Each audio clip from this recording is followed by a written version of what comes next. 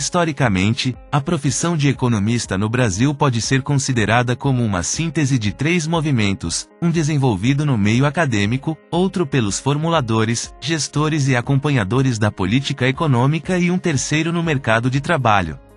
No meio acadêmico, o ensino de economia tem início com a criação dos cursos de Direito e de Engenharia no Brasil, em meados do século XIX. Todos os cursos de Direito e grande parte dos cursos de Engenharia incluíam a disciplina Economia Política em seus currículos, possibilitando que as ideias, teorias e discussões da área de economia mantivessem algum espaço no país, mesmo antes da existência de cursos específicos de economia. Assim, parte da necessidade de profissionais com conhecimentos de economia era suprida por advogados e engenheiros com melhor domínio desses conteúdos, tanto nas empresas quanto nos órgãos públicos. A política econômica, atividade típica da profissão de economista, não pode deixar de ser exercida por nenhum governo, ainda que de modo rudimentar. Essas atividades, no Brasil, foram originalmente exercidas por políticos, em geral com base em seus conhecimentos de economia obtidos nos cursos de direito. Os formuladores, gestores e acompanhadores da política econômica aplicavam seus conhecimentos econômicos desde os primórdios do Estado brasileiro. Um exemplo é dado pela polêmica entre Salles Torres Homem e Bernardo de Souza Franco na década de 1850 em torno do problema da emissão de moeda. Nessa polêmica, os argumentos expostos na Inglaterra, na década anterior, durante a disputa entre a escola monetária, representada por Ricardo, Mill e Tooke, e a escola bancária, identificada com Thornton e Fullarton, eram adaptados à realidade brasileira, a relação entre moeda e preços via emissões bancárias, central no caso britânico, se agrega aqui o impacto sobre o câmbio, já que a moeda brasileira vivia sob constante ameaça de desvalorização. Conselho Federal de Economia, 60 anos de história da regulamentação da profissão de economista. Necessidades adicionais de atividades profissionais na área econômica eram supridas pelos contadores com maior habilidade nessa abordagem. Os contadores eram profissionais de nível médio, que haviam concluído o curso técnico em contabilidade e ocupavam posição de muito prestígio, numa sociedade em que muito poucos obtinham grau de bacharel. Contudo, nesse contexto, advogados e engenheiros, com interesse na área, tinham opiniões sobre questões econômicas muito mais consideradas e valorizadas na sociedade brasileira que aqueles precursores dos economistas no mercado de trabalho. Também por discriminações dessa natureza, entre os profissionais mais destacados da então chamada área comercial consolidou-se a demanda por um curso superior, com o mesmo status de cursos universitários como Direito, Medicina e Engenharia.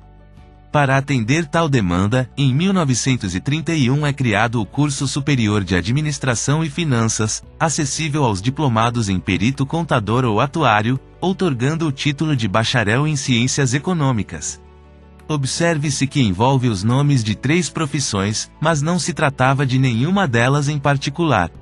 Na realidade, o currículo abrangia conteúdos de algumas áreas, sendo mais adequado considerar que formava um profissional que era economista e contador, com uma formação mais superficial e limitada que a atual dessas duas profissões. Esse seria o perfil julgado adequado de um profissional altamente qualificado para atuar na área de negócios, tanto nas empresas e bancos quanto no setor público. Em 1945, o curso de Administração e Finanças é extinto, sendo substituído por 2 novos cursos superiores, o de Ciências Econômicas e o de Ciências Contábeis e Atuariais, ambos acessíveis a qualquer concluinte do ensino médio.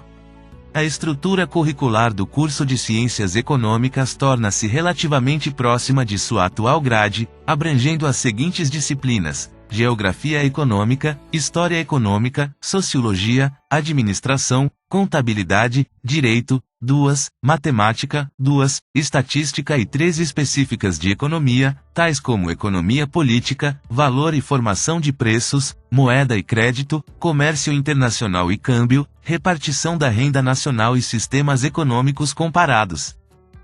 Por ocasião da regulamentação da profissão de economista, ocorrida em 1951, podia-se identificar que os 3 perfis exercendo esta profissão se mantinham: Os economistas acadêmicos, em geral com título de doutor em ciências econômicas ou com função de professor das cadeiras de economia em cursos de direito e engenharia, que se dedicavam à reflexão e ao ensino da economia, principalmente sob a perspectiva teórica, os economistas contadores, que seriam os bacharéis em ciências econômicas dos cursos criados em 1931 ou em 1945, com funções na administração pública, no setor privado e nos bancos, os macroeconomistas, grande parte não diplomada em economia, sendo advogados ou engenheiros, que atuavam nos diversos órgãos governamentais que tratavam de assuntos econômicos.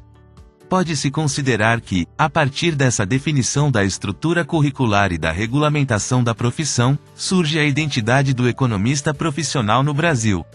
O que efetivamente define uma profissão é a especificidade de sua formação. No caso do economista, vale observar que, desde 1945, ainda antes da regulamentação, até os dias atuais, temos uma formação específica que, se mudar sua essência, a profissão passa a ser outra, ainda que mantida a nomenclatura. Então, o que há de específico e essencial na profissão de economista é a percepção objetiva do sistema econômico em seus diversos níveis, local, nacional e mundial, assim como do comportamento dos indivíduos nos mercados. Claro que nesses 69 anos a teoria e as técnicas econômicas evoluíram e foram incorporadas aos cursos de ciências econômicas, mas sempre com a finalidade de habilitar melhor o profissional nessa percepção. Disciplinas mais instrumentais e de aplicação mais direta nas atividades cotidianas do profissional são possíveis e desejáveis, mas a sua ausência não compromete a formação do economista, cuja principal habilidade é a percepção objetiva dos fenômenos econômicos. Não obstante, vale destacar que os economistas têm sido considerados, no Brasil, inclusive por uma parte da própria categoria, apenas como economistas acadêmicos e como macroeconomistas, possivelmente por influência de como esse profissional é visto nos EUA. Entretanto, naquele país, o título de economista é reservado apenas aos doutores em economia, que, em geral, tendem a se dedicar à área acadêmica e à formulação e acompanhamento da política econômica. Assim, economista, no Brasil não é o mesmo que nos EUA. Aqui, refere-se também ao profissional que, mesmo sem o doutorado, possui uma formação que o habilita a desempenhar várias atividades com vantagem em relação a qualquer outro profissional.